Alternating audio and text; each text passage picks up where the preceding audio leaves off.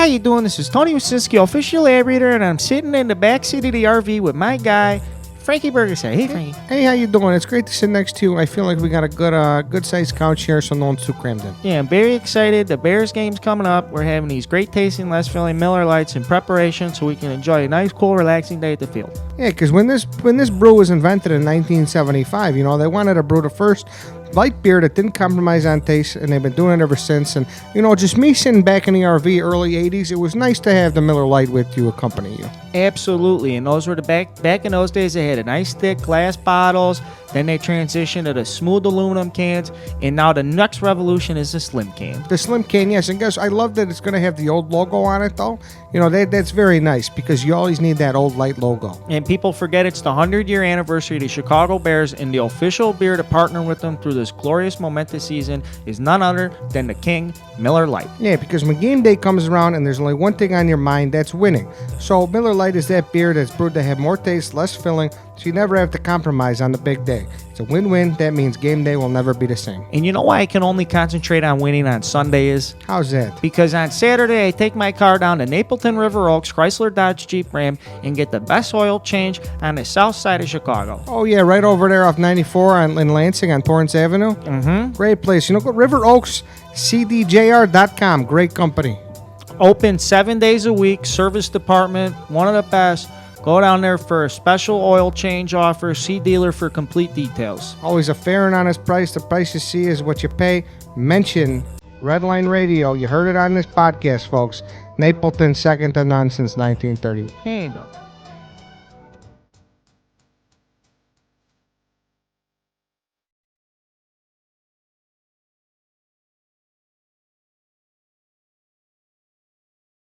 And now, the starting lineup for Redline Radio.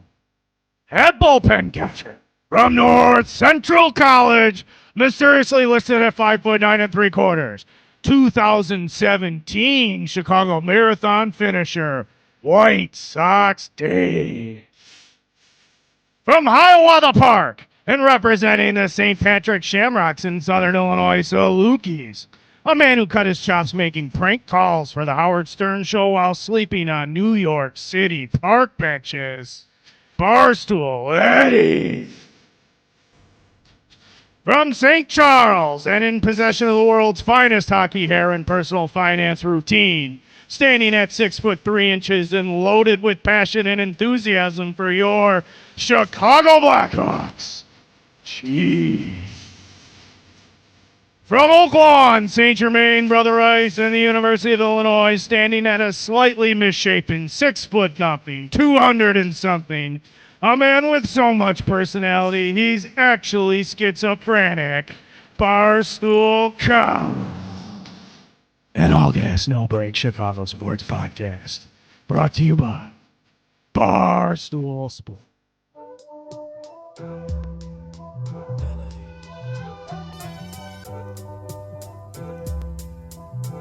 Good morning, good afternoon, good evening, Chicago sports fans. This is Barstool Carl. And what Sox Dave. It's Chief. This is Eddie. And this is Redline Radio, and all gas, no break Chicago sports podcast brought to you by Barstool Sports Chicago. Boys, I know you guys think I'm dead. I know everybody tuning in expects me to be dead.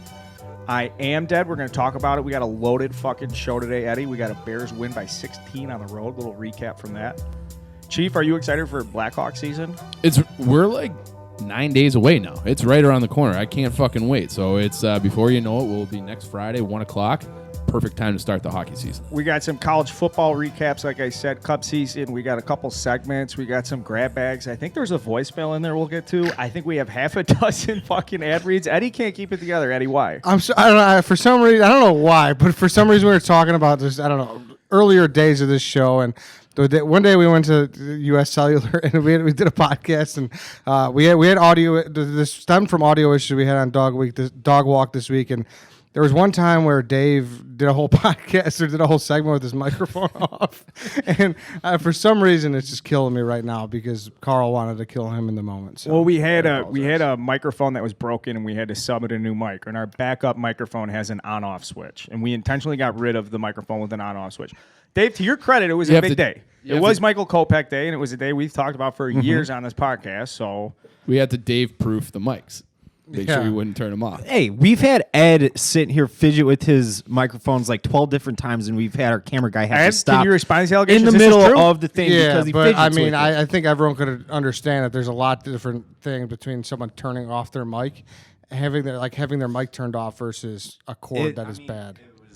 You've done the same thing. You just fidget with the mic. No. I was fidgeting See, in this the is moment. where you. This is where you. This is a false. This is a false equivalency. Yes. You No. haven't fidgeted with your mic and screwed it up to the Carl, point. I'm sorry where I we've had to derailed the stop. show long enough. No, I will not hey. let Dave derail it anymore. Please continue. Well, let's I clarify. didn't There derail it. have been technical difficulties.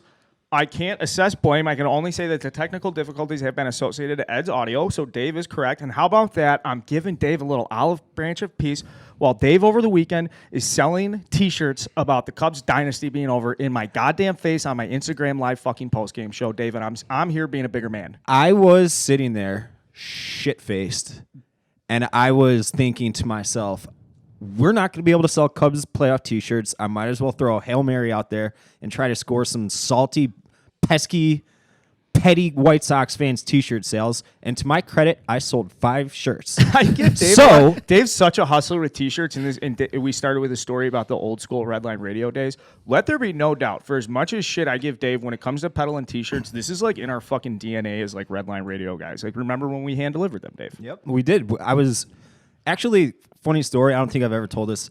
At the end of that night, I ate McDonald's. This is actually probably the last time I be a ate good McDonald's in like other than the other day, like fast food. I shit my pants in a car on a divvy. I didn't see that coming. Yeah, I shit my pants. I shit my pants from fast food McDonald's at like 5 in the morning after I finished my last. You earned those fucking skid marks. And you said something earlier that reminds me I want to transition to the next topic here on the show.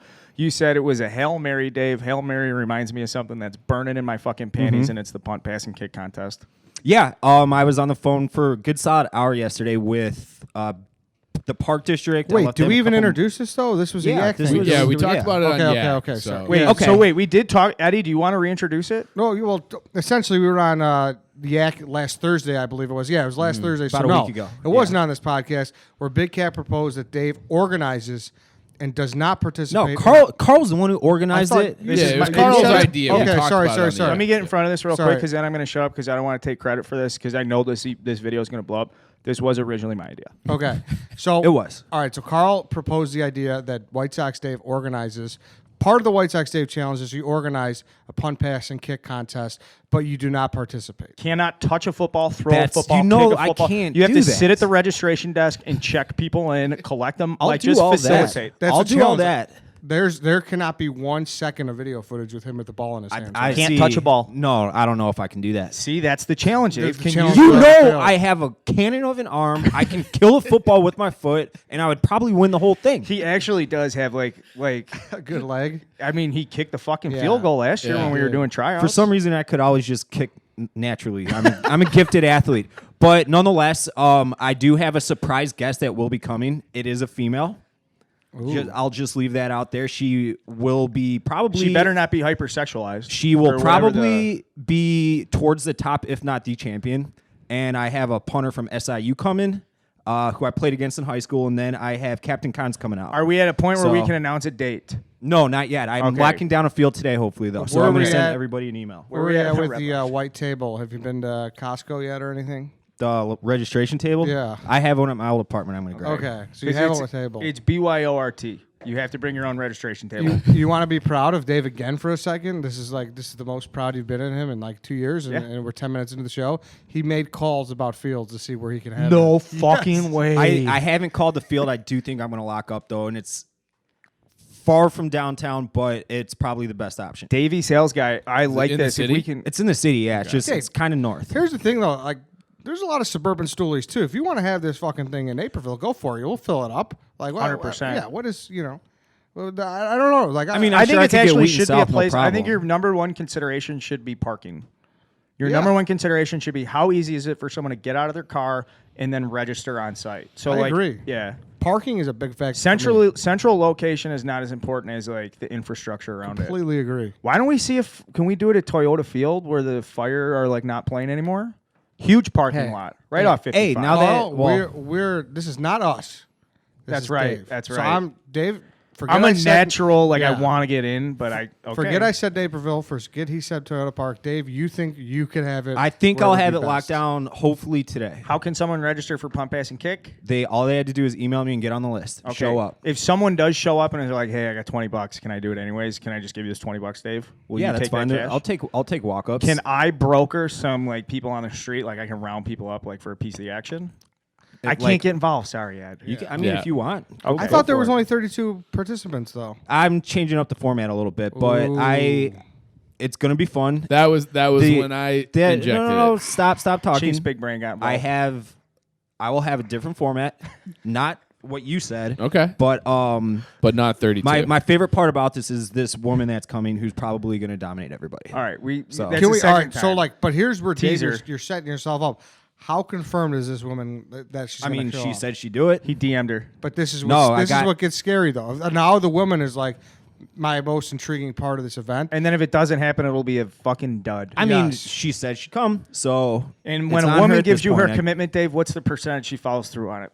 She said she's in. When Okay. women give you a commitment, Dave, they say, "Yeah, Dave." How often? Like do they me follow- personally? Yeah, you. Man, that's a low hit rate. But All right, I I'm mean, teasing. I have another question entirely before we get to sports.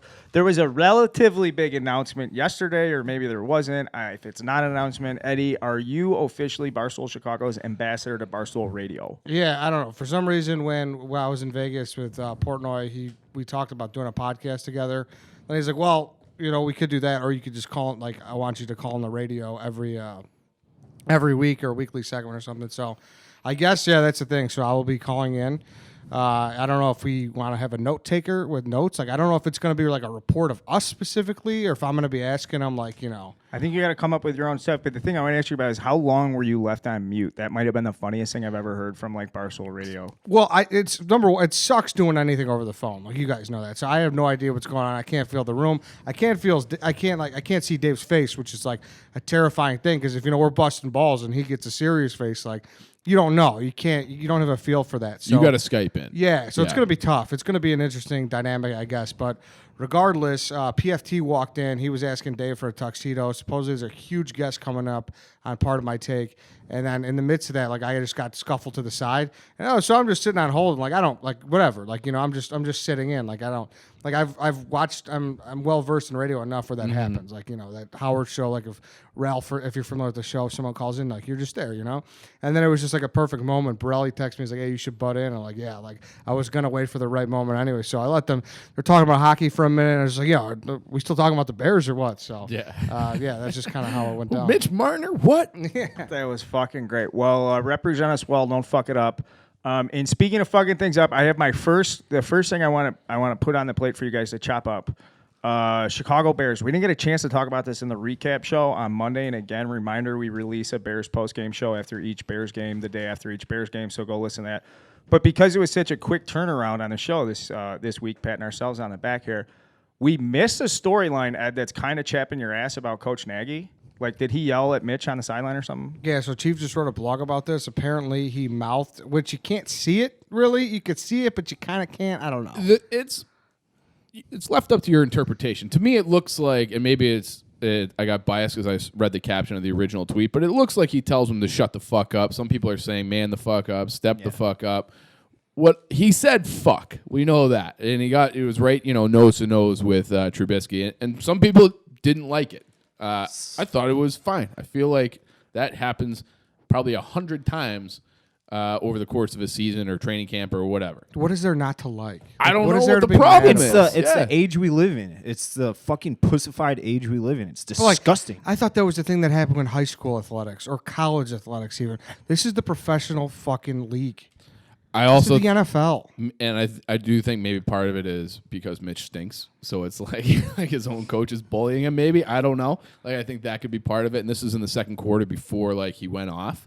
So I don't know. People were upset about it though. They were saying that Nagy shouldn't be using language like that. Dumb, and no surprise, none of us give a fuck about this because it's football, man. Yeah. And I thought you threw like a great question back. Like, what was the worst thing the coach has ever said to you? Yeah, I mean, I've got some. So I think we've talked about this before, but I went out to prep school for hockey to finish up high school out in Massachusetts. And I went out there kind of coming from Illinois, little bit of a big fish, small pond situation. I went out there and I was like, whoa, everyone out here is awesome and I stink. But you went out there with the expectation, like maybe if I do well here, I could play Division I hockey. And I had this little midget coach, shout out Moody, legitimately 5'4", and he would just we would always chirp him and we gave it back and forth. And I made fun of his height at the wrong time. And he was like, well, I was tall enough for a Division I scholarship. He had this deep Boston accent. And he goes, so that's something you'll never sniff, Brand. I'll get the fuck out of here. He threw me out of practice. Ooh. And it was so that was in the middle of the season. And I'm just wow, I fucking suck. I'm the worst guy here. The coach threw me off practice and shat on all my dreams. What'd you do when you got thrown out of practice? I always loved what do you do after that? I just sat in I didn't know what to do because everything in prep school is so structured. You're supposed to be where you're supposed to be. So it's if I go back to the dorm, you're in trouble. You can't go home. I've been thrown out and you just kind of sit in in the middle of the doors, the vestibule. You know what I'm saying? Yeah. There's the front doors and then there's the next set of doors. You sit between there if they have one of those. I sat in the locker room with my gear on, waiting for someone to come back and get me. Be it was a joke, but he never did. And then he just yelled at me again in the office afterwards. That's what my freshman year of college. I went up to my pitching coach. It's one of the last practices of the year, and I got my tits lit. I think I gave up 3 home runs or something in a scrimmage over 20 pitches. I was just all over the place, and I went up to the pitching coach afterwards. I was like, hey coach, and he's this 50-year-old hillbilly from Central Illinois with a real bad drinking problem. I'm like, hey coach, I'm having some problem finding my breaking ball, and he's like, fuck, can't find something you don't fucking have, kid. That was it. That was it, man. Can't find something. I was just all right, never mind. Wow. I can't even. I'm so bad, I can't even ask for help. Yeah. Wow, yeah. Coach Moody can't find something you can't have. Yeah. Those are tough ones. Well, I skipped you like this. I skipped a weight class or something, or a workout or something my junior year to take a test, or I got in an argument with the strength coach, and I got back to the head coach. So we went to spring break. First game we're playing Army, and the coach is start running laps. And when I forget, and I'm in the full uniform, and it's before the game during batting practice, or probably 2.5 hours before the game. He's like, start running laps, and when you think I forgot about you, I didn't. And so I ran in full spikes and stuff in my uniform around the field. The Army guys, every time I passed the Army dugout, they had something new for me. Oh, yeah. Oh, they're dead man. And then at the end, when I got done, they're like, what the fuck did you do? What did you do? Yeah. That's great. Yeah. You were a troublemaker. Yeah, I had, so probably the one that comes to mind is 7th grade. I broke my ankle in basketball. I had to steal a breakaway. Some kid fucking took my legs out from under me and landed on them. Damn. So I was the opener. I missed the year. And then the next football season, my 8th grade football season, in the opener, something happened. I was below a pile, and I sprained it, it turned, and it was the same exact sensation as the one when it broke. So I'm like, oh fuck, it's broke. It's broke again, in the opener, back-to-back openers. And at halftime, I got from my coach, PMT jokes about hurt or injured. I got an unironically, you're fucking hurt. You're not injured. No. I swear to God. 8th grade? 8th grade. Now, is this the coach that also led you guys to a 14.5-point underdog fucking same coach. championship? Called me a pussy, telling me that, gave me the whole speech. You're hurt. You're not injured. Just laid into me. I'm like, dude, I know what this feels like. This isn't a foreign feeling. I just broke my ankle 6 months ago, And he gave me that whole ironic thing. I sat out the second half. We still won. I ended up after the game, had the buddies over for poker. It was a Sunday night, standard $5 buy, 25 for the winner. Second place gets $10 back. The coach shows up at the poker game because he felt bad. He's like, "How we feeling? How's it going?" I got my leg up on a bottle, bag of ice, get x-rays the next day. Yeah, coach, I'll be fine. Yeah, you were like, oh, don't worry about it, coach. Thanks for coming by. Yeah. You could tell he visibly felt bad for telling an 8th grader that he was a pussy. And he was got up in the moment. Exactly. So shout out Coach Fabes. Dave? I think we heard enough of Dave's. Let's just continue. Kyle's long dick was on Instagram. Dave, I'm kidding. We can't take that from you. I know you love me. I got a few of when I was coaching and the shit I told players. And I want to hear what you told players. I don't want to hear what someone told you. I did some market research today. So I'll go back to my sophomore year of high school when I was still playing football. We scored a touchdown, and I was the last guy in the end for the extra point. So we're playing Glenbard West, first game of the year, and some kid yanks my face mask down, and he didn't end up blocking the kick, but he yanked my face mask down and yelled, "Get the fuck off my fucking face mask," and I got a 15-yard penalty. So when we were watching film the next day, the camera guy didn't realize that we were backed up to our own 10-yard line for the kick or whatever. So he's panned on the middle of the field, and we're like, where's the... So you could see him like immediately shifted over so he could get the kickoff team on camera or whatever. So we're watching film. I was on offense, and I also played a lot of linebacker that year for the first game. It was a good year. And we went undefeated, of course, and won conference, yada, yada. But so on offense, our running back, every time he touched the ball, he scored. So there wasn't really much film work to do. It's like, all right, well, Jimmy O'Brien just went for an 80-yard run, like nice blocking, like everything was perfect. So our film work was literally 5 minutes long. And we go into film in the defensive room. I go to the defensive film room, and our coach is watching it. His back's to me, and he goes, David Williams, get the fuck out of here. You're off fucking defense. Because we didn't really need me to play defense because we shut everybody out anyways. So after the film work, he came. He's like, you're not playing defense anymore. You're a loudmouth. You're bad attitude. You're kicked off defense. No more. Because I loved playing linebacker because I would just fly around and try to murder people. Were you the guy that wore like a crusty white tee every day in doubles, like the same one? No. No. I don't think so. No, he did wear a bandana under the helmet, though. No, I wore a cowboy collar. Yeah. I wore like the old school Very cowboy clear. collar. Yeah, made me look way bigger than I was. But anyways, when I was coaching baseball, this is Wait, there's you get some- two? No, there's an anyways? You get No, one. there's an Carl anyways? said he wants to hear. Yeah, so and you told me the other one. I said I wanted to hear the one of you coaching somebody. are- You decided to tell me the one about I didn't know what happened. You are like the king of superfluous details. Though. So Like, there's that like- was a 1 minute story you turned into 5. But next, It keep was going. not 5 minutes. It was a What's couple the, minutes. What's the budget on this week's podcast So- for White Sox Dave doing this? When I was coaching, I coached. There's a handful of kids that are still playing college baseball at the Division I level, but there was a couple of them who just stunk, and I would let them know they stunk. So I texted a few of them.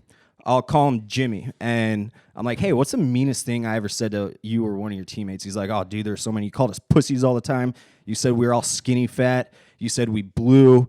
And there's the one time, I forget the kid's name, but he was really good, but he was a fucking douchebag. And he goes, there's definitely the one time you threatened to curb stomp the kid with the flow. And this kid had like hair down to his shoulders. He was a total tool bag. And I remember asking him if he was 18. I'm like, you 18 yet? Because I'm going to take you out to the parking lot. I'm going to fucking curb stomp you. Because he was just talking shit to me. And That's the White Sox Dave. This is the White Sox Dave experience. like, You he- threatened. This is like okay, so Threatening children. so, yeah, I threatened to drag him I don't outside remember and curb telling him stomp this. Somebody told me that I told him this. There was another kid. I tweeted him because I didn't have his number. And he goes, you told one kid that he completely seriously to his face that he sucks and he might as well stop coming. And there's this other kid. He actually played D3 ball. And he goes, you told Jimmy Parsons that he was faster than me. And Jimmy Parsons was literally, if he was any more unathletic, he couldn't walk. So I told this kid he was basically the slowest kid on it. So Nice. I let the kids have it, and I think they're better men today because of it. There we go. 4 for $1. Sometimes you find that in the grocery store. Dave, I appreciate it. Kyle Long. We're back to 1 second before we get to Kyle Long and Tariq Cohen. We're getting into dick talk, right? Yeah. Yeah, before we get to that, let me say a quick thing about Yamaha. We know Yamaha makes pianos and motorcycles, but did you know they also make audio and visual conferencing technology? Yamaha has powered all of our conference phones in the new office. They can be your solution too, whether you need conference phones or wireless mics. They have solutions for every room size, especially for those of you that work from home so you can stay connected to those in the office. Check out all their products at uc.yamaha.com. Right now, they're offering 10% off their YVC 200 portable speakerphone that connects to your phone or laptop and gives you the ability to take your office wherever you go. Our sales team loves using them for client calls and staying connected while they're out of the office, and Tommy loves using it to prank call White Sox Dave. Use code Barstool10 when you're checking out on Yamaha's website. That's uc.yamaha.com and use Barstool10 at checkout. All right. well, Tough yeah, locker room Yamaha situation. hands-free telephone. I'm sure Kyle Long could have used a hands-free telephone yesterday with everybody who was probably texting him and calling him about the fact his dick was all over the internet. Ed. Yeah, I don't know. So we saw this like in real time, and it's one of those things where you're like, what do you comment? This is this guy's dick. Like, I don't want to get Can you DeLorean. blog a dick? I don't want to get DeLorean. You know this. I don't Yeah. want to get Hulk Hogan sex tape. I don't want to take down the Empire. Right. You know, I just don't. And I know like you could cover it up and everything, but like also like you guys listen to the podcast. We've had one active bear on the show, and it's Kyle Long. Yeah. Like I don't want to do our guy dirty. So just a weird, really like I'm all for it. Like I know Mike talks about Are we for the company, or are we for the source? Protect the source, protect the company. Yep. I am definitely on the company lines, but it was a weird one. So so ultimately, it was the differentiation here. I'm hearing is that the dick, like you didn't want to be like Hulk Hogan. You didn't want to take down the empire. It wasn't necessarily about the source as much as it was about.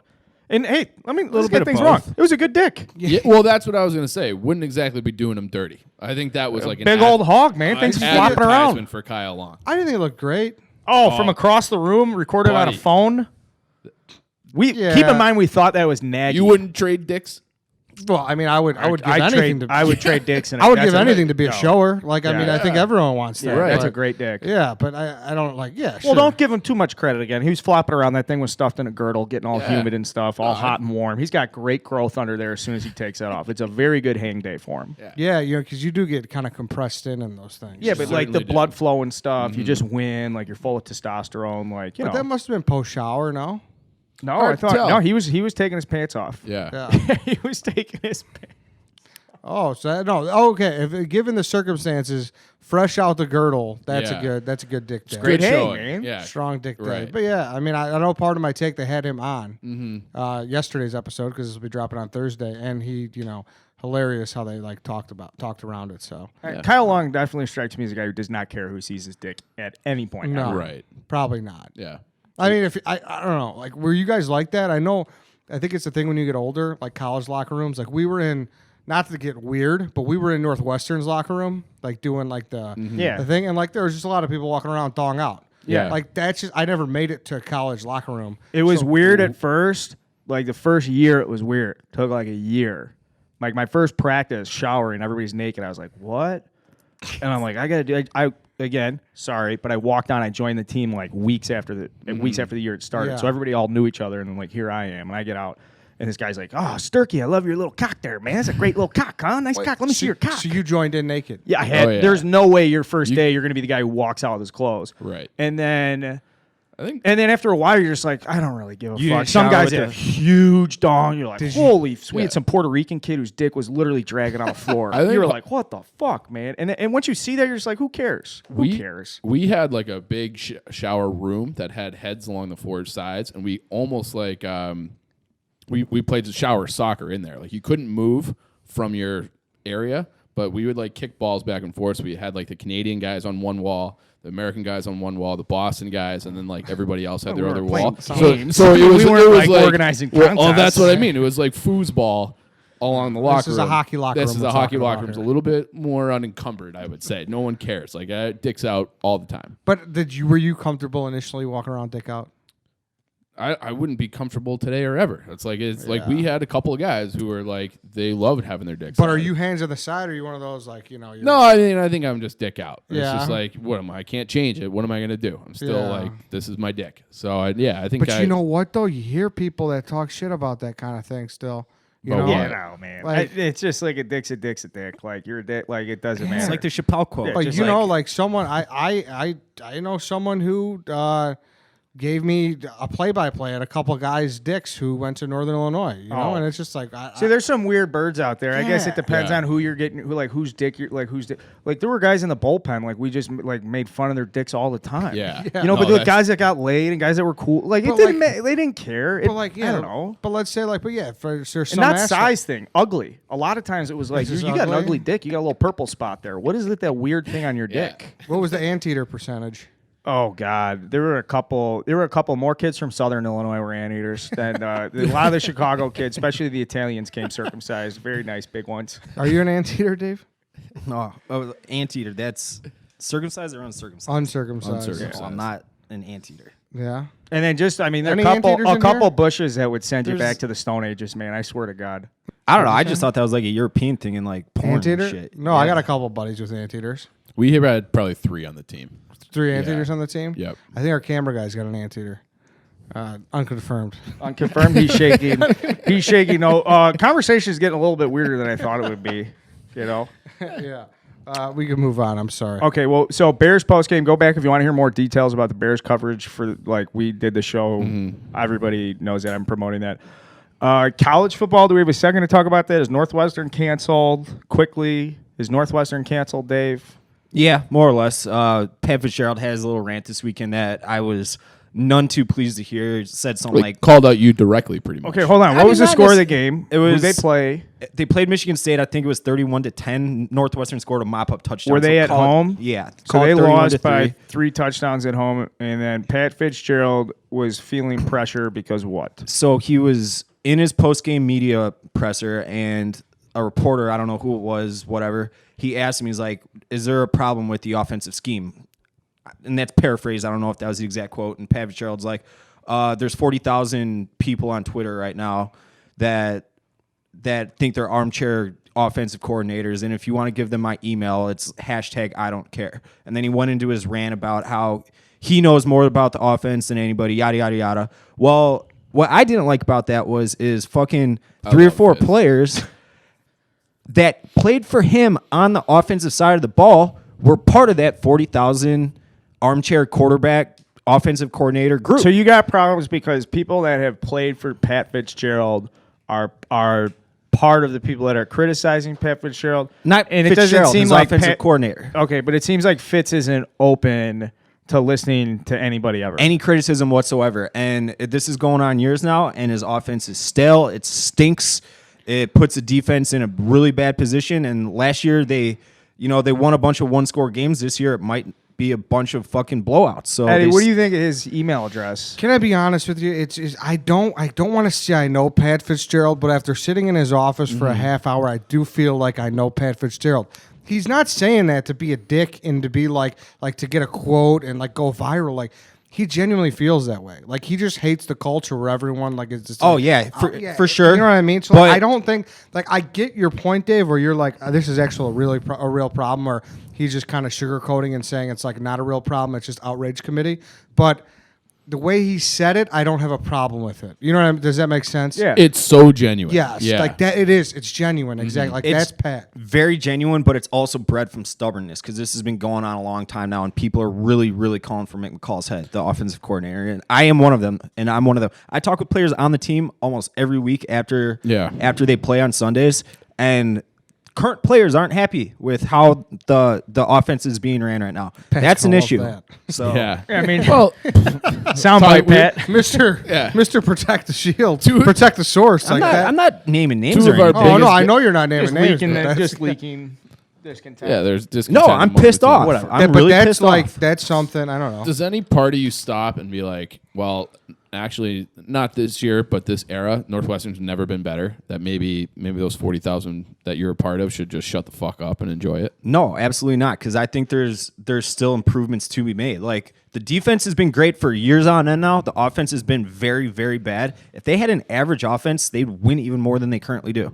And they don't, so they don't. Who do they play this weekend? They have Wisconsin at Wisconsin, 23.5 point dogs. They open. I want to say 24. it's 20. 24 and a it's half. 20 Everyone knows Yeah. Northwestern covers when they play Wisconsin. That's a slam dunk. On a money line Northwestern because it's a bounce back game. They But win. it's so weird though. The Yeah. Michigan State game makes I Michigan know State stinks. they bounce You know? back. This is I'm not like a Northwestern guy. I actually hate them so much I didn't even go to the interview with Fitz. But I will say they cover in Wisconsin always. I don't know, man. It's I want to agree with you, but I thought they would cover against Michigan State, and they got their doors blown off. Like They were- it's they were like a 9.5. scary year for the Cats. Yeah, I know. I don't disagree. They're probably not a bowl team. Okay, and they're also after Illinois lost by 4 at home to Nebraska, a good, well coached Nebraska team. Illinois looks to be up and up. Hey, I'm excited for that last game of the season.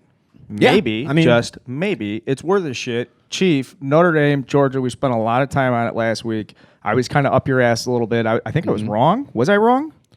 Well, now I'm confused because we were talking about this beforehand. All I know is that people were coming at me saying I'm like a fake fan for Notre Dame for saying that I don't think they'll get blown out. Everyone's saying they're going to get their doors blown off. I wasn't one of them. I was worried about how they would fare against the run.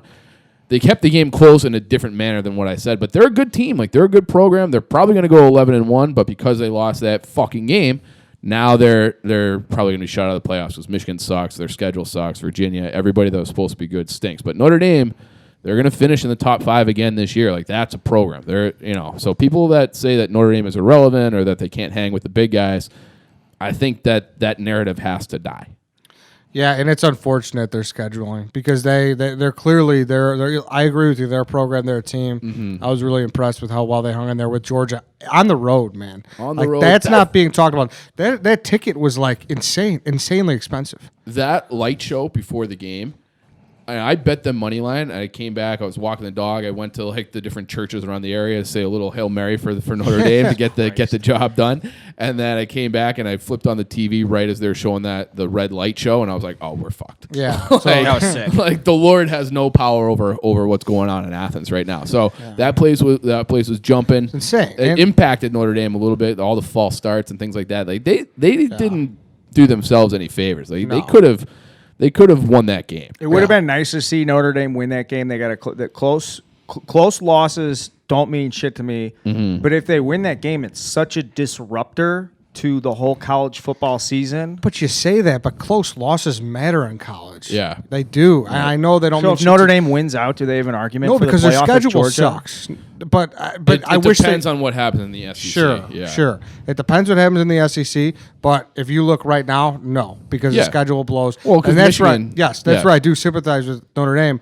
Last 2 years, you schedule Florida State. Like, that's a tough game. That should be, by all means, that should be a good win, good victory, whatever. If you win, Florida State fucking stinks. So they've just like had a bad break on the schedule for whatever reason. Vodtek's on the schedule. They stink. USC is down for the last 8 years or whatever. Stanford is having an all-time horrible season. Like there's no other place in the schedule where they can be like, hey, look at us. Can we get a pride check on you? How much pride do you have right now? I feel good about Notre Dame. Yeah, and it's like, they just barely missed the playoff this year is what it's looking like. And they're in it last year. And I said after the game, like, they don't have any fucking dudes. Like, that's what's missing. That guy DeAndre Swift, that running back from Georgia, like, they don't have any guys like that. But they have 2 5-star kind of skill position guys coming in next year. So one more year of Ian Book. So that window is still very much there. So I think it's a good time to be a Notre Dame fan. Windows.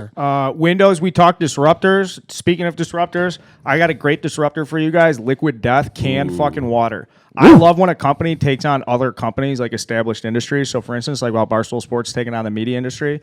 So, Liquid Death is fighting bottled water because plastic's so bad for the environment. The cans, they're like 16-ounce tall boys. Fucking love these things. Ed, favorite thing about Liquid Death? I mean, it looks like you're drinking something different. Like, it's intriguing. The packaging is just like, ooh, like what's going on over there? So people are like, what do you drink? Like, if you have problems starting conversations with cute girls, walk around drinking Liquid Death in the middle of the day at the office, Dave. You're a bad boy. No, my favorite thing to do is when I'm driving down the street, going home from like the office or whatever, I'll have a can of Liquid Death and a cop will pull up next to me and I'll just give him a little cheers with it. Yeah. And it'll like his eyes and like his interest will peak up. That's on me. Dave's favorite thing to do. Liquid Death was the kid who walked around with a root beer bottle on the streets just to piss people off at 12 years old. Is this true, Dave? Sorry.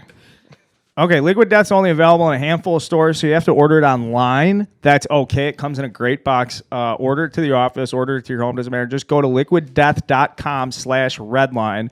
They're offering listeners an exclusive deal to get $2 off every case. That's liquiddeath.com/redline. Or better yet, you can click the options to literally sell your soul on their website in exchange for a free case. Yes, you can actually sign a real soul contract that is legally binding for eternity. Again, I love fucking disrupting companies. And water does have a taste too, and that water tastes fucking plastic bottles. Good luck to you in your fight. Plastic bottles is a big industry. They deserve to be taken down. And speaking of big things that have been taken down recently, the Chicago fucking Cubs. I'm going to turn it over to you guys while I die. And speaking of death, I mean, what a fucking joke. Yeah. Are you kidding me? What a fucking joke. What a joke. It's unbelievable that is what they trotted out there. Can you think of like just a moment where a Chicago sports team has just shit their pants so uncontrollably in a moment of like, bend or break? It's unfathomable what they did from the last time we pressed record on this podcast to now. I'm like, yeah, well, the game on Wednesday will dictate, the game on Tuesday will dictate and determine, blah, blah, blah. And it's been the theme of the season, though. Yeah. It's you come back, Carl's like, it's shitty, great during the week, but then on Sunday, the team dropped 2 or 3 on the weekend. This was like just an exaggerated example of that. Where do you think I am on the red line? You are at the last stop. I'm on the third rail. I am licking the third rail. It's not good. I'm saying goodbye to Joe Madden. I had a video series. I was up there all 4 games last weekend. So if you want to know more about the atmosphere or environment, I've got like a video series about that. I want to ask you about that. I want to know how you feel. I know like you've been on Joe's side the whole year, and I don't know how much of that was shtick. But it feels to me like it's not really his fault. So how much blame does Joe Madden actually deserve in your eyes? I mean, Joe Madden doesn't have the players he needs to manage. Right. Like, and now the question is, what's easier, to replace the player or replace the manager? So, like, we just have these players that are fucking soft and, like, didn't get better, and I'll just list them again quickly. Albert Almora sucks. Daniel Descalso sucks. Ben Zobrist took the season off. Jason Hayward fucking sucks. Well, those guys definitely suck the most. Don't even the fucking bullpen. Everybody in the bullpen. Cole Hamels didn't show up this year. Brandon Moore. I mean, just the whole fucking thing is David Bodie sucks. He plays a lot. We played Carlos Gonzalez so many fucking at bats. Tony Kemp got so many at bats. Hit under 200. Just so many things you look at and you're like, no sensible baseball person would make these decisions. Is it compounded by what happened last year too? I don't know. Like This is worse than last it's year. worse than last year. And sure. is it because of last year, or is it just because this team is just so lifeless? I Because think I would have expected them to be embarrassed. Like, See, we're I think champions. I think they're different things. Yeah. I think they're different. I think last year and this year are just different things. Castellanos, I mean, imagine what would happen if he didn't fucking show up.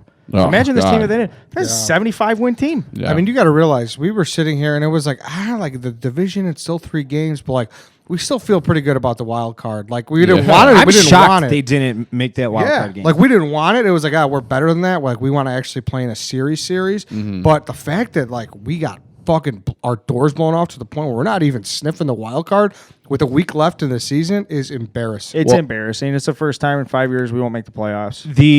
So I was watching the game yesterday, and it's beyond the point where I can even troll at this point, which kind of stinks for me because this is my time to shine. But Just make your fucking point. it was 9-2, I believe, was the score last night, and they panned the dugout, and you could visibly see the embarrassment on the players' faces. Joe Madden in particular, it was very difficult to watch Joe Madden manage the game last night. Very difficult to watch Joe Madden in the dugout. Can you explain why? I mean, they just cut. He's just a broken man. In the 7th inning, the Cubs were up 1-0, and you know, Joe. Like this made me really sympathize with Joe because I saw him and I'm like, wow, that's a guy who thought at the start of the game like we can get hot, we can win fucking 6 in a row. You don't know what the Brewers are going to do over their last 6.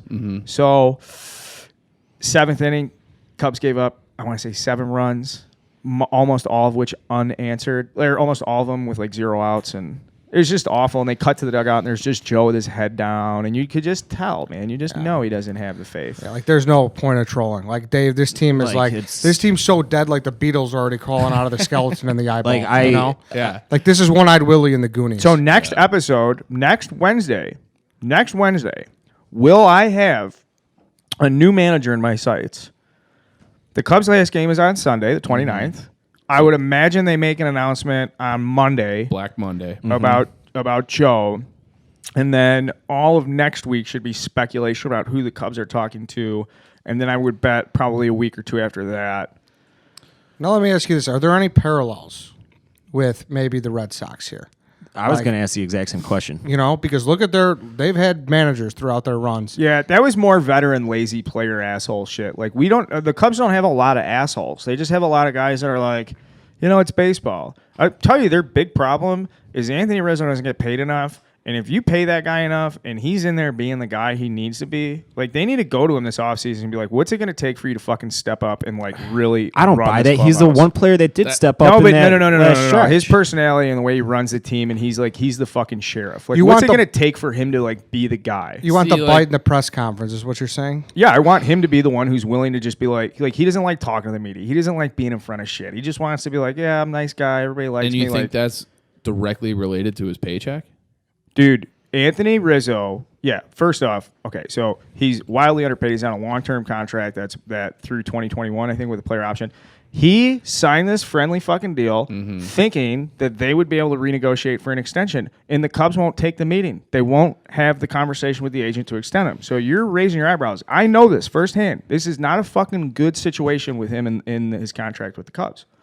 I don't know, but for me, it's like you signed that contract. No one had a gun to your head. Show up and you have to show up. Like this might be a baseball thing.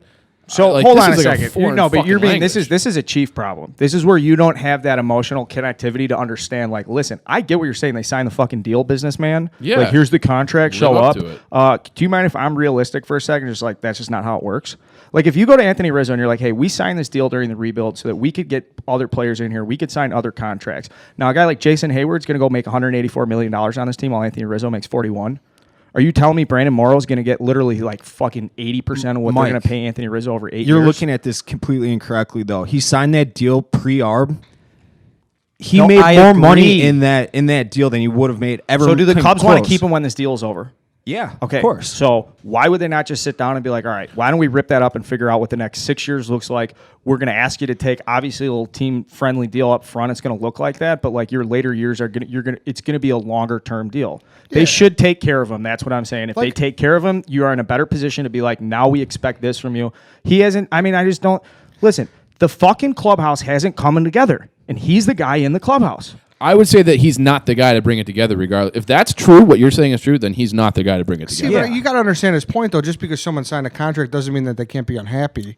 Like, Of you don't course. think, you don't think That's baseball. He signed that fucking deal 5 years ago. But if Like, you're you a don't- captain, then you're a captain. Like, people fuck up it's and true. Dude, let me repeat this to you. Jason Hayward will make $140 more million. That's than how Anthony Rizzo baseball under this fucking structured. deal. He should have bet on So then, himself and not what is signed the it. problem with Anthony Rizzo saying to the front office, I want to sit down and talk about my deal because it's not Nothing. equitable? Nothing. Exactly. And so what do you get from Anthony Rizzo in return if you won't talk to him about it? What do you think? Now, you guys are Then sitting here he's going, not a well, I don't captain. get it. I mean, I get what Listen, you're if saying. they were in first fucking I'm- place and you guys were like, I don't get it, then I'd be like, okay, well, that makes sense. Listen, they're in third fucking place, and that clubhouse didn't and come he together. came back when he couldn't even fucking walk, Right. and he hit a home run in his first at bat. I think it I was. get he But leads is- by action. My thing is, does he bring the fucking guys? Why is it the rest of the team playing well? Why is it? Does he bring the fucking clubhouse together? It ain't going to be Javi. It's not going to be Chris Bryant. It's not going to be Wilson Contreras. It's nobody else on the Chiefs' pitching point, staff. if it's not because gonna he's be Kyle bitching about Hendricks. making I didn't say $29 million. bitching. I didn't say bitching. Or not Shut your bitching. fucking mouth. I Okay, didn't say not bitching. bitching. If he's upset because he's making $29 in the coming 2 years, and that's why he's not leading I'm in the saying here's a clubhouse and tying the solution. guys You guys are together. sitting here. So what do we do? Here's a solution. Go to the table with Anthony Rizzo. All right?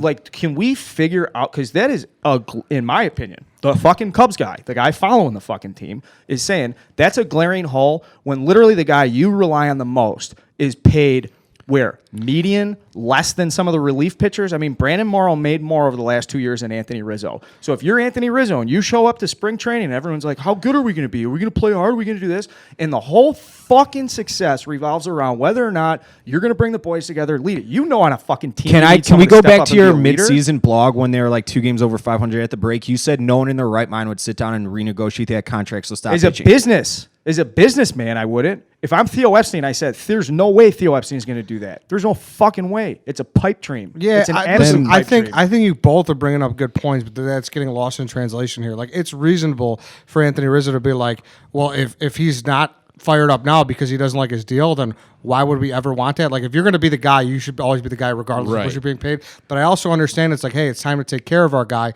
and to like let him know, like, hey, we want you to be this fucking guy and actually like go through that process. Common theme with the Cubs, they haven't done that. The Anthony Rizzo deal was a deal that benefited the fucking ownership. And sooner or later, the players are sitting around, and Anthony Rizzo's not fucking dumb enough to realize all the changes and monies that's being made off the Cubs. Sure. And he is absolutely the driving player behind everything that's happened with the Cubs. So for him to be a little unhappy, if the Cubs are like, you know what, you've done so much for us, you've done so much, and we have fucked up stuff, we're going to have to fucking level set on things. Here's one thing we think we need to do. We need to lock you up for the next 6-7 years. Here's what we're going to increase your salary. We're going to do the same thing to Javi Baez, and we're going to ask that come spring training, Ian Happ can't get demoted to fucking AAA. If I'm Anthony Rizzo, I don't fucking let that shit happen with Ian Happ. I don't know how, but I'm like, dude, I'm on the fucking tees with him. I'm working with him in the cage. I'm trying to get this fucking team as good as possible. I'm not showing up taking care of my own. And the reason I'm going to show up and take care of my own if I'm Anthony Rizzo is because the fucking team won't pay me what I'm owed. I mean, They won't it's a pay me what I I'm mean- worth. And it's like, fine, you know what? You guys can go deal with your own shit. And that's what happens with team. and Bunch of back- selfish I bastards. also think that it's a reasonable concern of his to get paid, though. He's 30 years old right now. He's got 2 years left in his deal. I'm Like, fired he's going up. to be 32. And Like, going back to what I we're originally dead, I'm said, sorry. he's making so much more money in this contract than he ever would have if he would have decided to bet on himself. He would have made $550,000, $600,000 to $650,000 his first 3 years. Then gone to arbitration, probably made $5-7 million first year, $10 million, then $12 to $15 million. So he's making about $15 to $20 million. is more. that a fact, though, Dave? Because when would he have been free? Like, what age are you usually? So I mean, it depends on when he got called up originally, but 6 years is typical. 2011. I have a spot So- track right here. He signed a 7-year, $41 million deal. and it looks like that started in 2013 Okay. when he was 23 years old. Yeah, He's so got he an would have been a option free after agent the end of that. I think after it's for this 10 season. or 12 or something, or maybe 15. It shouldn't be that So, much. I guess my point would be that he absolutely, and I think the Cubs should pay him. I don't think, based upon what you're saying, that it's in his DNA to be like, oh, now I'm making $30 million a year. I'm going to help Ian Happ. I think if you're the type of guy that wants to win and you're going to be the captain and you're going to help Ian Happ, you're going to do it regardless of your paycheck. I think you're just simplifying. I just think you're I'm simplifying not. it. Yeah, I mean, I think you're drastically simplifying it. I don't think so. I don't I think so think I either. think it's like a simple thing, to be honest. Like, But do you it think does- that's like, a better conversation? Should they pay him or should they not? I think that's almost a better conversation. I would. You would? Okay. He's fucking consistent. And this team, you got to fucking put some pillars down in the organization. Let these guys like Javi Baez. I agree with that Like fully. what the fuck, man? You know, we're wishy-washy on Albert Almora. We're wishy-washy on all these. We're gonna get. So what would you give him reasonably? I know it's a hard game to play, but like he's 30, he's got 2 more years in this deal. My He's least favorite game in the world. I know. To play. I would take him to 36 with an option for 37, and I would base that option on a cumulative performance for the first 6 years. It'd be similar to what Paul You know, Goldschmidt just I got. would. I would. think that was like 7 We're for probably looking 125. at like 18 million base with incentives and stuff, and saying like you're a Cub for life, and we want to put a fucking statue out here, and we have to do this, and we've taken steps back these last 2 years, and like we need to go forward with our fucking core, get Schwarber, Rizzo, Baez locked down for some controllable period. It's just there's turmoil. I'm very upset about the Cubs. I don't want to talk about them anymore. Well, you guys got me all All riled right, up Ed, about going this to your stuff. point, Paul Goldschmidt signed his contract. It was 5 years, $130 million. He signed it at age 31, which is when Anthony Rizzo will be. So it'll look similar to that, probably a little more with inflation and all that. Yeah, I mean, I think I don't know. Like to your point, why wouldn't they rip up his deal and do that right now? You wouldn't rip at it up. 30? It would be pushed at the end of it. Why, Dave? But then you have him until like 38 then, which I mean, who wants that? Right. Five- Why would no, you it'd not be just redo 37. the deal? It'd be 37. All right, we're getting into details Whatever. that no one that's listening to this right now is enjoying. So my point is this. I'm upset. You guys are asking for fixes. I think the fix is obviously the fact they don't have leadership in the clubhouse. If you're looking internally and move with Anthony Rizzo, it would be to restructure the deal. If you're looking externally, bring in Yabos and bring in some veteran pitching or something in the bullpen. I don't know.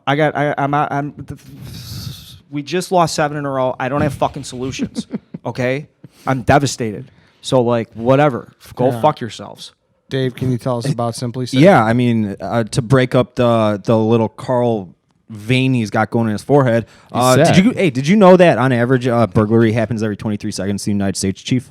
Yeah, I did actually. Okay, well, I'm just reminded you then. 83% of burglars admitted that they specifically look to see if there's an alarm, a study done by UNC Charlotte. And that's why we're going to help you out with all that with SimpliSafe. SimpliSafe protects every door, window, and room with 24/7 professional monitoring. They make it easy. There's no contract, hidden fees, or fine print. It's won a ton of awards from CNET to the New York Times Wirecutter. Prices are always fair and honest, and around-the-clock monitoring is just $15 a month for you. So for my loyal listeners, SimpliSafe has a huge deal going right now. Go to SimpliSafe.com/redline and get free shipping and money-back guarantee. That's SimpliSafe.com/redline today. SimpliSafe.com/redline. So I'm looking over here at Mike. He just had that big rant. He's depressed on Twitter. He's angry all the time. I want Mike to come with me on the hockey thing because I think he's been like a baseball guy or a hockey guy trapped in a baseball body his entire life. I want something. Yeah, you're Like, too fired up to be 162 Like, guy. okay, so when the Cubs season's over, like, I don't have a place to put this. Come on with me. Like, Come it's on like, with I got me. a little Bulls, I got a little Blackhawks. Chiefs texted me last night. He's like, hey, how would you feel about I got an outlet for you? It's the perfect outlet for You're you. like, the Get some season's in how aggression. many games? 8 days? 8 days. It's next Friday. So Like the actual opener of the season? yeah, we're starting the season abroad. They have a 1:00 Friday start. We'll pretend it's a Friday Cubs game, and we'll get loaded Day at drinking? day drinking, and we'll have a nice little Friday. We'll go to Declan's or something. Because that. I gotta tell you guys, I think people are sleeping on the Hawks, and this is not the same. Don't let hey, fuck you, Ed. This is not the same old Hawks. This is not the same old Hawks. Can we start No, there? Can you we start haven't there? heard this from me. You haven't no, heard I this know, from but me. when anyone says that type of shit, like They're typically the same old they're whatever. usually They've shield- never looked this good in camp. Look, it's Like, that's why Bears are back is like the most Oh, I know. hilarious I saying know in the it's world. a joke, but you didn't. Last year when it was like join or die, Yeah. the message of that was like, well, here's our shit team. Either get on board or not. But it was like, we're going to be fans of this team, join or die. This year's team is not last year's team. It's going to be a fun team to watch, and they're going to be fucking good. And I think people are saying they're going to finish 7th in the like. If people give you bets and odds that they're going to finish 7th, take the fucking over. This team is going to be able to be in the playoffs. I did a little math for you guys last year just to draw a contrast between last year's team and this year's team. They had 16 guys play a total of 494 games played.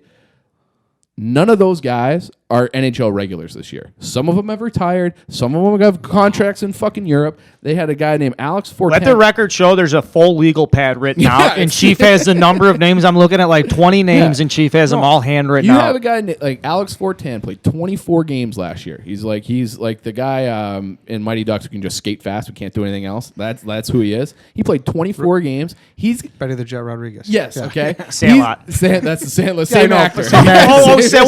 Yeah, Luis Yes. Mendoza. Yeah, Luis Mendoza. Yeah. LAPD, LAFD fireman. I just sorry. can't stop, Coach. I think 9 guys would have to get hurt this year before they called him up. 9 guys. And he played 24 games last year. So the team is drastically different. And if you look at the team, like, remember when Vegas went to the Stanley Cup Finals? Do you know why that team was good? They had, by definition, by rule of that expansion draft, they had no AHL caliber players. You have to have played in a certain amount of NHL games to be eligible. So their top-end guys weren't that great, but everyone else on the team was like a bona fide NHL The ceiling player. was like, or the there floor was no a higher floor. ceiling. Exactly. Or So something. they would just roll 4 lines of competent NHL guys, and that's something the Blackhawks haven't been able to do since 2015. Is that what's so? Is it sounds like because again, 2019 was a dud. It was And not just a awful. dud season for the Yeah. Blackhawks. I'm looking around at the room. I'm looking in the eyes of Dave Mm-hmm. and Eddie. We were pretty bad too with Blackhawks. Like I do feel bad when Chief gets in these Blackhawks things because I'm like, I didn't watch the fucking game. Of course, I didn't read the press release. Right. So one thing I would like to accomplish, Chief, if we can get here, is like 2019 sucked. 2020 is going to be better, and from the sounds of it, it's because we have better shitty players. Yeah, you have, but your top players are still the top players in the league. Okay, so you didn't. That's the shitty bottom part of the roster is the part that needed to get fixed. I mean, you're looking at guys like Carl Dahlstrom, played 38 games this year. If he plays more than 8 games this year, I would be shocked. Okay, so like, it's a good name. Okay, Marcus Kruger, that's a name everybody knows. He played 74 games. That's almost the entire season. He's playing in fucking Switzerland or Russia or something. Like nobody offered him an NHL contract. So they're gonna have that bottom of the roster when you bring back Andrew Shaw. You bring back these guys. The team is gonna be a lot better. Yeah, I mean, it's to the point where you said that and I laughed. And I laughed just because that's, like I said, that's what everybody says when Yeah. it's not really back. Right. But they've done enough to be like, all right, this is interesting again. Ole Mata, Robin Leonard, DeHaan. Like, Well- there's a lot of pieces where it's like, let's see. They had Cam Ward played 33 games, Colin Delia played 16, and then the other games were played by an injured and Corey Crawford trying to get back in the groove. He wasn't himself. He's going to have a full offseason, be healthy. He's healthy this spring for the first time in forever. They had horrible goaltending last year. That's going to make the team better in and of itself. They only missed the playoffs by 6 points last year. That's 3 games. Is Corey Crawford alone worth 6 points? I say probably yeah. They have the worst penalty kill in like 10 years in the entire league. 74%. Can I ask this? Yeah, Can I ask ask this? whatever you want. Okay. Yeah. So I'm not. Listen, I know NHL different playoffs are different. Anyone could beat anyone. And are we happy with that, though? Are we happy with the seat at the table, Okay. like the Cubs, where it's like, we don't want to be the wild card team? That's bullshit. Yeah, I think, if you had asked me that question in when they lost to St. Louis or Nashville, 3-4 years ago, I would have been like, this fucking sucks. I want to be back in the dance because they are in this transitional period where it's like they have a small window where Taves and Kane are still, and Crawford are still like elite players, and then they have Adam Bohlquist coming and Kirby Doc who are supposed, and then DeBrincat and Strome. Like they have like this young core. That is going to bring them up to that hopefully Stanley Cup level in the next couple years. It might not be this year. Okay, I can't like sit here and be like the Hawks are a Stanley Cup team. They're not that level of back. Those teams that the Hawks had, like Don't do this to me because you just brought me on the bandwagon. No, but in like 10 minutes. I don't want to talk about the Stanley Cup yet. Yeah, Please. you want to come? Can we not you talk want to about come that? to the dance though? You want to be in? You want to be in the room? Like What I'm saying is, I don't even want to assess probability for Stanley Cup right it's now. too early. Yeah, for way that. too But, early to like, tell. Like their chances, Yeah. very positive and Like optimistic. Ed said, no one thought St. Louis was going to make that run last year, No. and then on paper, the Hawks can be a very competitive team with them. So you just don't know. Injuries happen, things happen. All I'm saying is that this team is a team worth paying attention to. Yeah. It's a team that's going to be fun to watch. They got a mix of like the stars and exciting young guys. And our fucking guy Andrew Shaw is back. You want to talk about leadership and guys with guts and guys that can get the whole locker room going? Yeah, I do. They need Andrew Shaw in the Cubs. Fucking do. Okay, so Andrew Shaw is back. He's gonna help this team immensely. They got a lot of fucking tough guys. Carpenter, I know, Mike. I know you had questions, but this team has all the little sprinklings, all the little things that you need throughout a roster to be competitive every single night. Is Patrick Kane more like? D2, who's the puck handler who's got the good stick skills? Dwayne? Yeah, okay. Okay, is he more like him, or is he more like Adam Banks? Or is he like a combination of the two? He's like a combination. He's everything. Like we had Scott Darling on Chicago Dog Walk. What a question. Yeah. But it's like, and one of Darling's answers, you're talking about playing Chinese poker, Darling's answer was like, Kane's just fucking good at everything. So the answer to your question is, yeah, pick the best attribute of everybody on those Mighty Ducks teams that you associate with and roll them all into one, and that's Patrick Kane. Is Kirby going to play opening night? I don't know if he'll play opening night, but I think he's going to start the season with the team. Okay. So, you get in hockey, Kirby Doc, if you guys don't know who Kirby is, he was the number 3 overall pick this year. Really 6'4", 200 pounds, good-looking kid, super skilled. It was worth getting excited about that kid. He might not be ready, but the NHL, you're allowed to give him a 9-game tryout, and then you have to decide if you want to keep him with the team and burn off a year of his contract or send him back to junior. So I think you're going to see him play, 8-9 games, and then they'll make a decision. So where are you at with him? Well, he's had a concussion in the Traverse City training camp, so he hasn't been able to play any preseason games. So we haven't seen him play against men. I went to that prospects camp scrimmage, and I was like, Jesus Christ! He was noticeably better at that level than anybody else on the ice. I saw Leonard left practice. Is that serious, or is that a precautionary thing? It sounds more precautionary, but I don't really I'm still a Crawford guy. So Leonard is on a 1-year deal. He was one of the top goalies in the league last year. Vezina finalist for the award for the best goalie. I still think he's the backup to Crawford if all things are equal. So Crawford at his best, talk to anybody, talk to our friend Scott Darling. Crawford's better than him. Yeah, but it's just amazing. That's one thing that I feel like is not being talked about enough. We have a goalie situation here. Kind of. Yeah. Not a situation. We had a situation enough where it's what's going on? I think it's kind of good because both contracts expire after this year, Crawford's and Leonard's. Mm-hmm. So they're not going to bring back both guys. So it's going to be very competitive. Both guys are going to be there's no night. If you're in the net, you can't be I had a bad game. It's great for both of them, too. Great for both of them, too. Competition breeds success. So, exactly. So, and a day off. And a day off because Crawford's going to be 35 years old. So he might not want to play a normal starter's workload of 60 games. So if you make that split 48 to 38, something I'm doing the math wrong. There's only 82 games, but in that range, then that's a good thing too. You can just ride the hot guy too. I have a question. I'm sorry. I'm sitting here. I'm I got I got baseball hockey question for you. In a baseball season, when it starts off in April and May, usually when the team loses a couple, people are we're just trying to get a feel for it. They're going to make some trades and both my stuff. Reasonably out of the gate, what do you expect this team to be?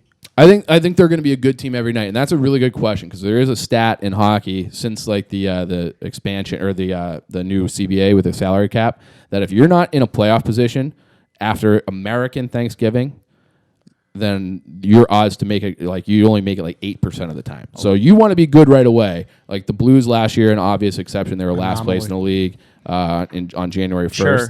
But there's enough data out there to say if you're in a playoff position around Thanksgiving, you're going to be there the whole year. So we'll know pretty soon what this team is. Carlton's youthful energy should get the boys going early. And that's a good point too, Mike, because they sacrificed. They probably, if they keep Joel Quinn, they probably make the playoffs last year. They sacrificed 6 weeks of the season putting in new systems. Going through a major coaching change like that, especially, having to replace a legend. I think it took a lot of guys some time to buy in. Now everybody knows the system. Now everybody knows who's in charge and what they're supposed to do on the ice.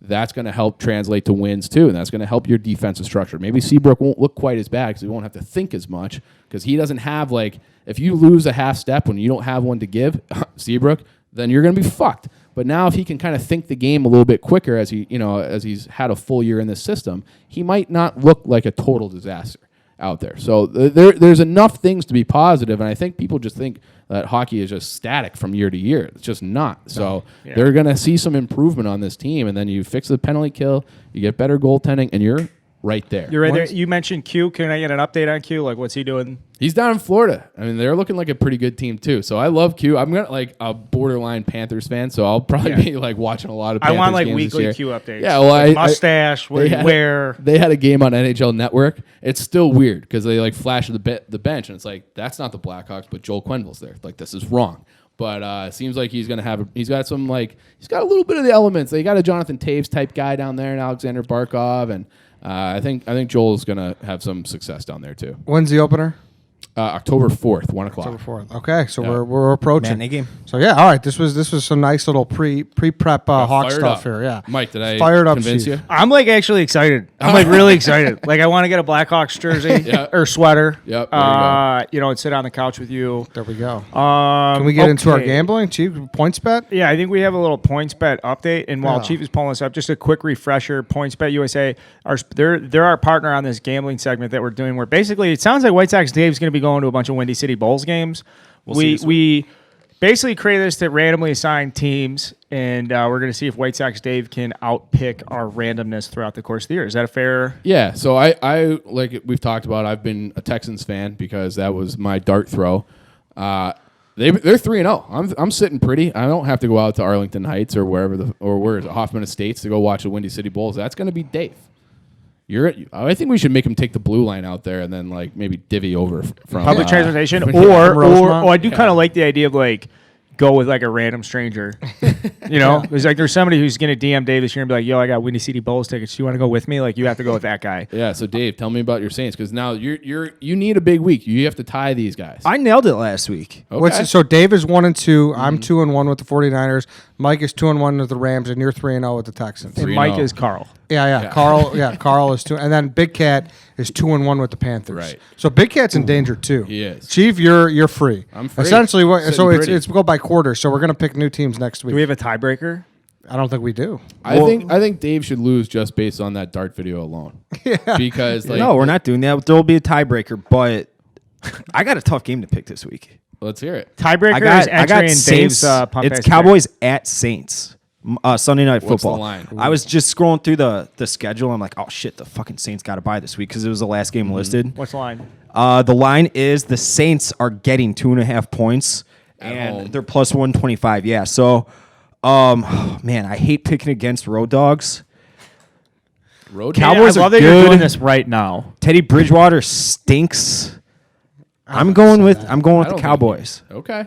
I'm going with the Cowboys. Cowboys -3 in the Dome. All right, Road dog. Carl, what do we have here for the Rams? So -9.5 against the Bucks. You feel good about that? I do, just because the Bucks like lost the Soul Crusher last week, and that's not a game you bounce back from. The thing I don't like about the Rams is anytime a West Coast team is traveling as much as they are and play early in the morning, so that kind of sucks. Like AFC South, they always play those noon games, so Chief, yeah, that's that. Rams are fine. Yeah. They're going to win by 3 touchdowns. All right, so good. 9.5 big spread. Chief, you play Big Cat, so you could directly affect Big Cat having to fly in twice for Windy City Bulls games. Well, let's go Texans. I actually I've been watching them like a little red zone, pull up some maybe illegal streams. I've been watching Texans just because I've been invested in this game. I think they're a good team. I think if they were in the NFC, that they would be a real contender. But the Chiefs and the Patriots kind of like eliminate them. They're a fucking good team. They got a good defense. Yeah. Deshaun Watson, playmaker. So I like their -4.5 at home against the Panthers. Cam Newton, I believe, is still out. And I don't know if you guys like Kyle Allen or not. I personally don't. So I think it feels like maybe a sucker bet. 4.5 is the NFL, but I'm right. I'm very comfortable being on the Texans. Yeah. I think I'm off the schneid. I just looked. The 49ers are on bye, so I'm not going to the Windy You're City safe. Bulls game. Right?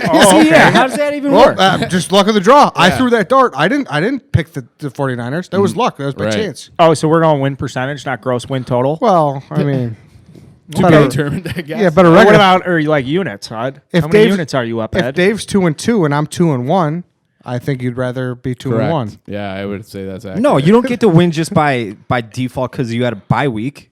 All right, man. should Hold have to on a pick a second. random Hold on a second. game. Hold on a second. Are we gonna give Dave? Are we gonna extend Dave his? Even though he's making his own picks, like, does this give Dave the right to take a bye week later in the season when he's got something? No, Because but he's making his own picks. No, but if Dave, well, Maybe Or maybe you no, bet but if Dave, against me if this Dave week. gets a team that is a bye week, yeah, then he's No, not. you here. have to go head to head with. Should you have to take? Isn't the Dallas? whole segment Yeah, us betting? I Whoa. took no. I mean, took let's- Dallas. Are we ever gonna do the segment and not confuse the shit out of Hey, everyone I listening? took Dallas.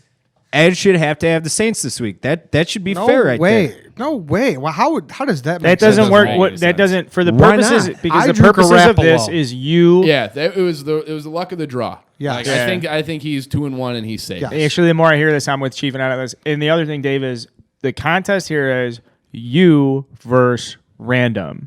So if we take your pick and Ed has to take the opposite side, that automatically means there's going to be one win and one loss associated with the group, which then denormalizes the. But I'm True. going against the buy. That's not fair to anything I'm doing. But you're going to get a buy at some point on this, most likely too. So Yeah, so go to PointsBet USA. Is there something? Do we need something from PointsBet here? But I feel good about Mr. Garoppolo, so I got the I got the buy. So that's You really do it. feel good about Mr. Garoppolo. Yeah, I mean, You I call don't, him Garoppolo? the guy I had on at Campus Legends Week with Eastern Illinois, he called him Mr. Garoppolo, and he said he preferred the flavored spirits. When he came in. I like that.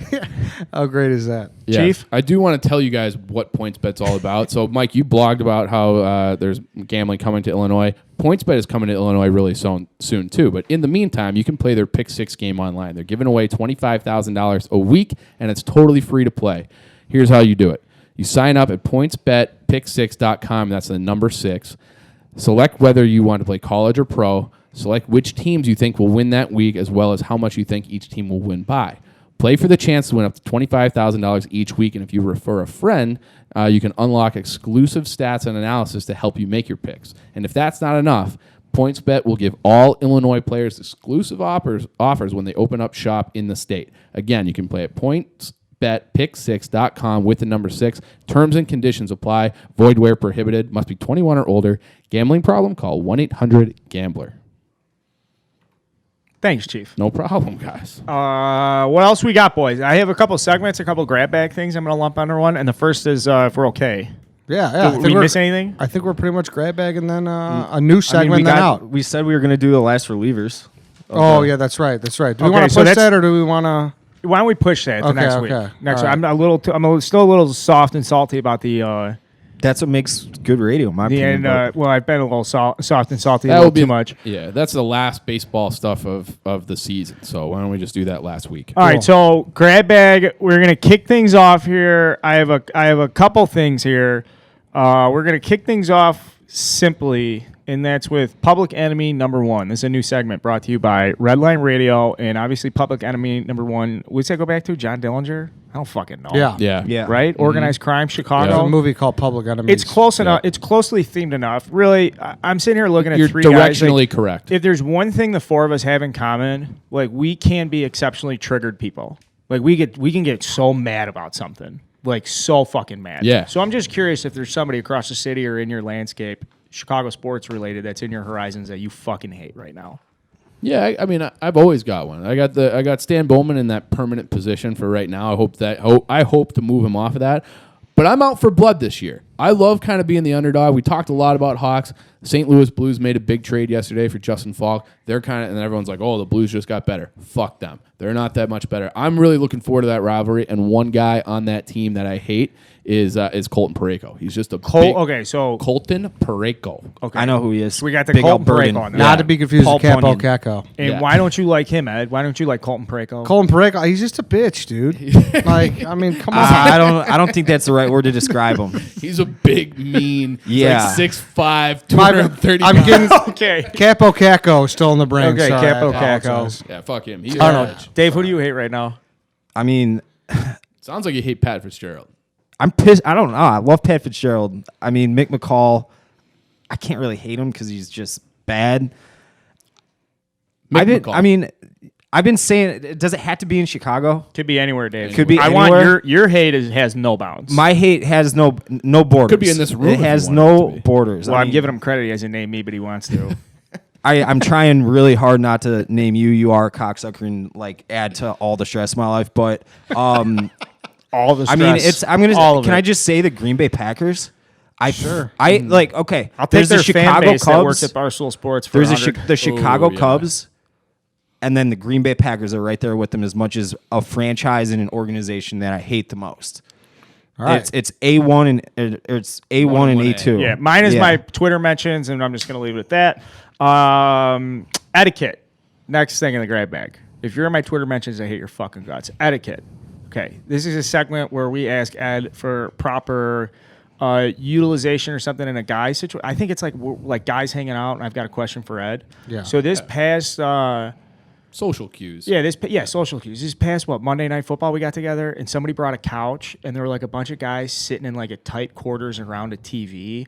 And I was just wondering if you had like good etiquette for like being cramped and like being in like a cramped, shitty situation with like a group of the boys. Yeah, I mean, if you're cramped, I mean, no one likes the guy that has their legs like fully spread. That was Big Cat. Yeah, but I mean, I don't know, but it just moving around a lot's tough. Like Dave, you were probably the LVP on the couch of week 1, and it wasn't like just because you were going for the dip, you were going for the beer, like just any type of constant squirming you just don't want if you're in that situation. You just got to be locked in for the long haul. Like me, like even right now, I've had to pee since we hit record.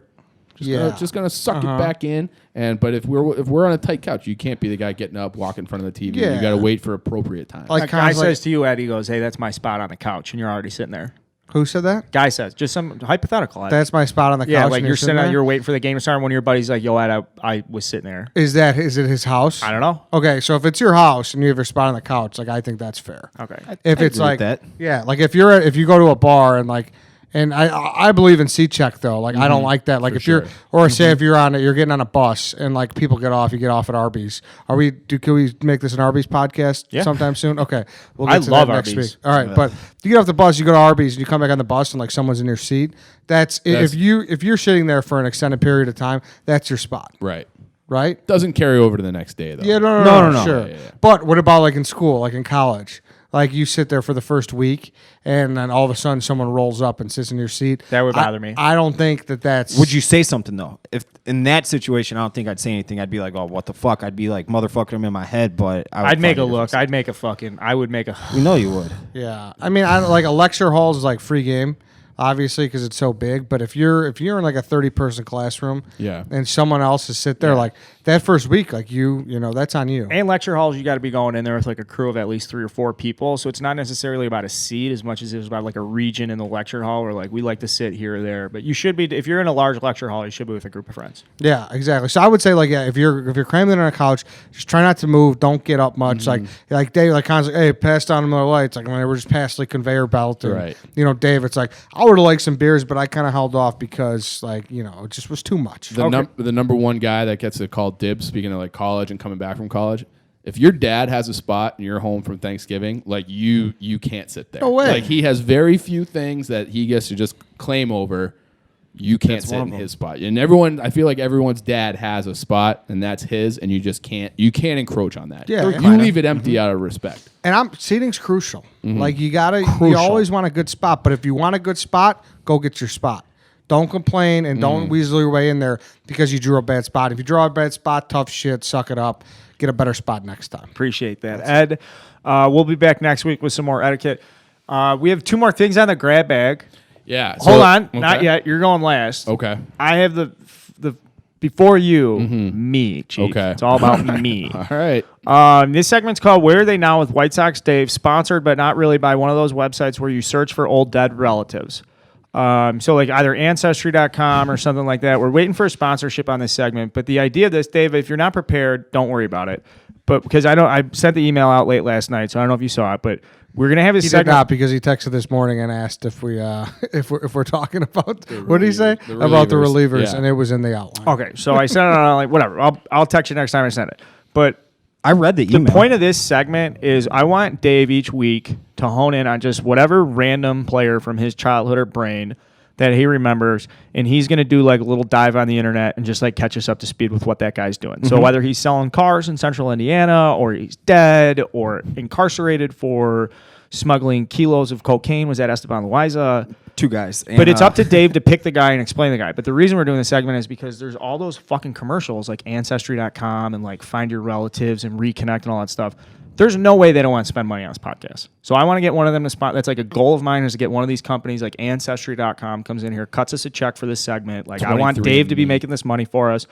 So that's the segment for next week. Dave, while I have you on the line though, question. Yeah. What do you think about those websites? Have you ever like logged in and then you do the sign up for the free trial and you forget that you have a free trial and then like months later you find out that they've been debiting your account for $19.99 a month? Like, do you have any of those, Dave? Like in general? Yeah, I guess. I'm sure I do, but come Monday, I don't like to open my checking account because I don't want to see what I did over the weekend, the carnage. But I've got 2 of those, or did. I'm trying to think. Because like I downloaded quit my VPN sales to watch job. Peaky Blinders, and I know that started debiting my account, and I have no idea how long it's going to go for. I had LinkedIn Premium on my own sales account, yeah, and it was getting mine was $79.99, and it was that's big. Well, I had Premium. I had the LinkedIn Navigator thing. Yeah. I was like the old fucking get the information guy at my old company, and they were reimbursing me for it, and I just completely forgot, and I was like, and I like hadn't even look, just like so fucking lazy. I mean, I probably spent, I think I canceled it in July, so like I didn't use it for 7 months or something. So I had that too, but mine was $24.99. I'm not sure which one you were on. I had Massage Envy. I was having back problems last year, so they were like, if you sign up for one, you get like, if you sign up for this program, you get one a month for a reduced rate, and your one today is 50% off. I'm like, hey, that sounds kind of nice. I can get a massage a month. I think I don't like massages, so I got like 2 or 3, and I had like 14 to give out. There's no way you could relax. Okay, hold on, real quick. Is there a way to look up like how many websites and services are automatically debiting your account? Yeah, you go to your bank. Go to your bank. You look at your bank statement. No, I know, but is there just a list of like this website, that website? You know what I mean? No, you have to like flag the charge on your manually statement, go through and then it. you contact the bank. You're like, Yeah, well, I'm not cancel really that. sure what this is, and then they'll go back and they're like, okay, well, I'm not supposed to be paying. Fucking that. They Navient's should- charging you can, me. but you have to go through the bank. God But the damn point is, those Navient. things sneak up on you. Ed, you got like an HBO subscription still going? I actually I don't have one at the moment. Amazon Prime sneaks up on me though. Okay. But I don't mind it. Like it's use like that. it's like I'm not gonna. Actually, count Rivals down. just snuck up on me a day or two ago. Rivals? You have a Rivals auto debit? It's $100 a year. It's $100 a year, and it charged me a day or two ago. Yeah. No. Mm-hmm. Oh man, Baseball America. That was one that used to get me all the time. $2-3 like a month or my whatever. MLB TV subscription. Well, I don't know if you. This is coming soon. Can I get in Yeah. front of Carl? The old podcast hosting subscription Oh. that snuck up on me for my old Hostgator. podcast. Oh. Got billed like $110. I'm like, I don't need this anymore. This is covered by the company. That's so wild. That's coming. Okay. Well, look at that, Carl. I know I did. I can't. I think it was a monthly for me. It was a monthly for me. Yeah. We paid a little bit more for it. I didn't do the yearly. I'm not as smart as you. Orange Theory did it hey, to me too. if you're listening to this, if you've been fucked by someone or you're having a hard time getting one of these things canceled, email me. I used to be a forensic accountant. Used to do fraud investigations. I'll help you out if you're getting fucked. That's a Barstool Carl promise. That's the last part for me in the grab bag. I'd like to now hand the baton to Chief. Yeah, I got one. So when we watched the game on Monday night, Dave let us know that he has spent an estimated $60,000 on tobacco. 60 grand. I did the math again. I did it wrong. Okay, what's I quickly called him out and said, yeah. "There's no way." All right, so what is the number? It's about 16 grand. So I was off by about a quarter of it. I mean, No, that's not insane. a quarter. That's you were off by 75%. Yeah. Well, it was a quarter of Well, it what the depends original on. number You were was. off by 400%, Yeah. depending on how you look at it. All right. So, regardless, I was listening to a podcast yesterday, and they're talking about the effects of nicotine. This is obviously in the news with the vape, and they say that if you spray it orally, it has like a lot of health benefits, but not until you're like in your mid-20s.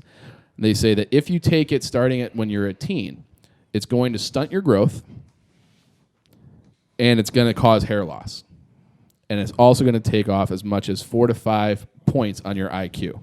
So, Dave, I want to know where you think you would be in your life if you were 5'9", full head of hair, and an extra 5 My points. hair's not that bad. Would you say that you have a full head of hair? Yeah, I mean, like now it's this is not where we're not gonna, horrible, you're not going to but- answer the question. Okay. Okay, the point is this: you'd have better I hair if you understand the weren't question. such an I'm going abusive to answer the nicotine question. user. Chief, to your answer, Yeah. I've been the same exact height since I was 12 years old. So I didn't start dipping until I was 16, 17. Okay. So you want to disassociate yourself from So the to medical? keep answering your Okay. question before we turn it into the Carl show, the Carl Same. Variety Hour, yeah. that didn't stunt my growth because my growth was already stunted because People my dad has shitty genetics. But people typically grow until they're 22. Yeah, no, I've been full. I was one of You those don't kids think you could have squeezed out another inch or two? No. I mean, I would. Okay. Nicotine can't have anything to do with it because I wasn't dipping when I saw it. It was exact same height from 12 till I am now. Okay, so but what if we could give you another 3 inches? Oh, I'd be. You know, like, I mean, I think name that a was the professional question. sport. I'd be playing in it. Right. I think that's what we wanted to get to. It's Yeah. like, there are negative consequences of this thing you do all the time. Do you Okay, think I'm you'd be 5. better All at right, I'm math? 5'7". In a program, I'm 5'9". Yeah. If program height, I was listed at 6'1", I'd be a Division I middle linebacker at Northwestern.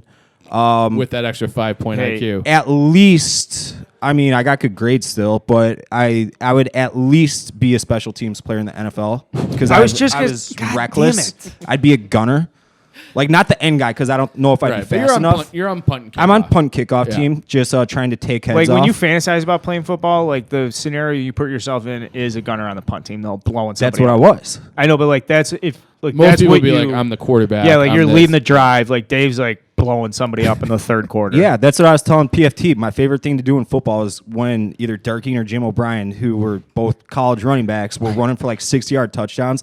I would just find the unsuspecting lineman jogging off the field, and I would just fucking light them up. It was a clean hit because I'd get them in the Yeah, numbers, real clean.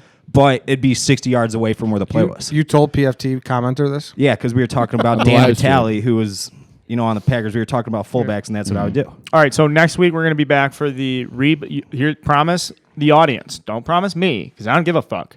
But I want you to promise the audience, Dave, that next week we'll be back with where they are now. I had one ready for today, but I will No, have go. one. I thought we get to pick. No, or Do we? Yeah, we pick and then we assign. Yeah, or we should have like a user ask or something like that. But I then, got like- one for Dave for next week. Okay. I want a full. But I don't. I don't want people listening to this to email me this. Yeah. You know, like I don't want it to be like, oh, here You'll you go, get a Dave. Yeah. dozen. But I am interested in what Ron Karkovice is up to, and that's it for the grab bag. All right. And can we try to get him on the show? Because I would love to have Ron Karkovic on We're the gonna That's have show. his the batting idea. gloves in this I, office in no time. He's gonna home run I with them. remember thinking when I was really young that Ron Karkovic is the ugliest guy I've ever seen in my life. Do we have I'm sure a? he'll come on the so, show yeah. now. Do we have No. a voicemail? I don't think so. We don't have a voicemail. Is this it? All gas. No breaks. DJ, play that shit. Favorite actor, Dennehy. Favorite drink, all those. Bears, Hawks, Sox.